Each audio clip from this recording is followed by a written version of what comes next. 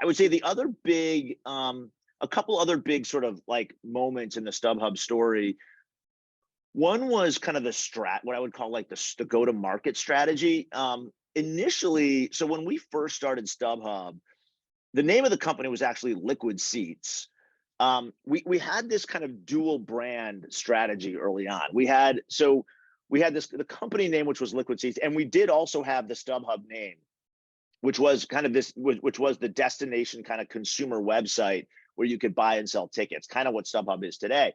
But the reason we had the Liquid Seats brand and that was our company name was because we felt that it would be a lot easier for our go-to-market strategy to be kind of a B2B strategy, to partner with sports teams and the leagues, and also with media companies like at the time it was properties like Yahoo or MSN that had tons of traffic and big brands. And if we could partner with them and kind of build like a co-branded ticket marketplace, it might even be called, the Yahoo ticket marketplace or something, powered by Liquid Seats or powered by StubHub, depending on, we were confused essentially about our brand, but the idea was that we were going to be more of a B2B company than a B2C company. We weren't really focused on building a consumer brand in those early days. We were more focused on trying to partner with these other distribution partners that had a lot of traffic to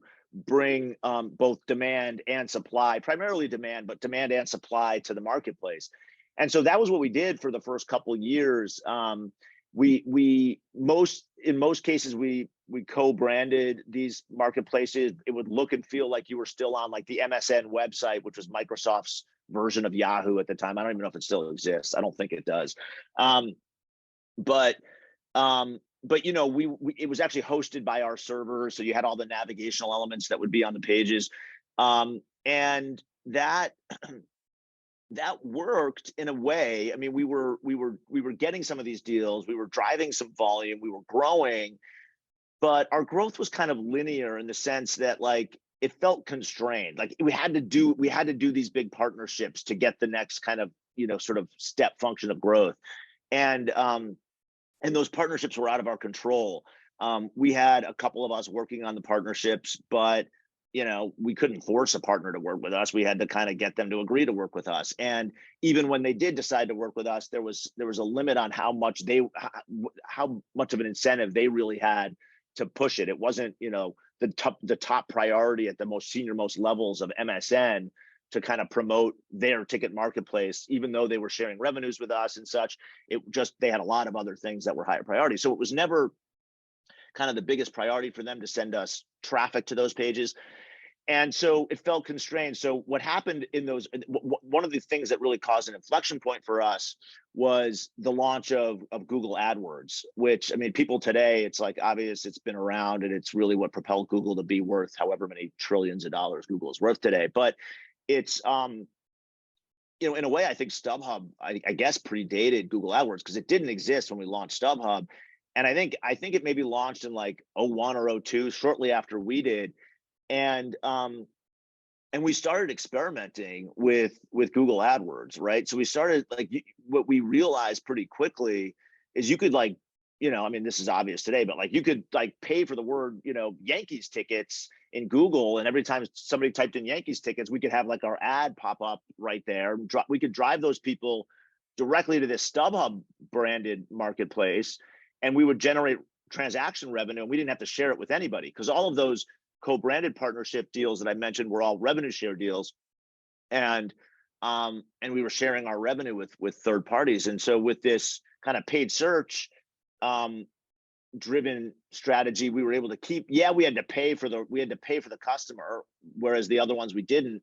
But then we kept that customer forever, and we kept 100% of the revenues, not only on the first transaction but on every transaction. So we quickly and because it was early in those days of AdWords, it was a little bit of an arbitrage opportunity, right? There wasn't yet a competitive market. It wasn't as competitive as it is today to bid on these keywords. So we were pretty early to it. And anytime you have a new kind of system like that, if you're early to it, you kind of get sort of a first mover advantage where it takes others a while to figure it out. And we had a good, couple of years there where it was we had a really nice sort of economic flywheel where we could pay, call it $50 to get a user, and we would make $60 every time we got the user on their very first transaction. So obviously we just started, we realized that we started pumping more money into that.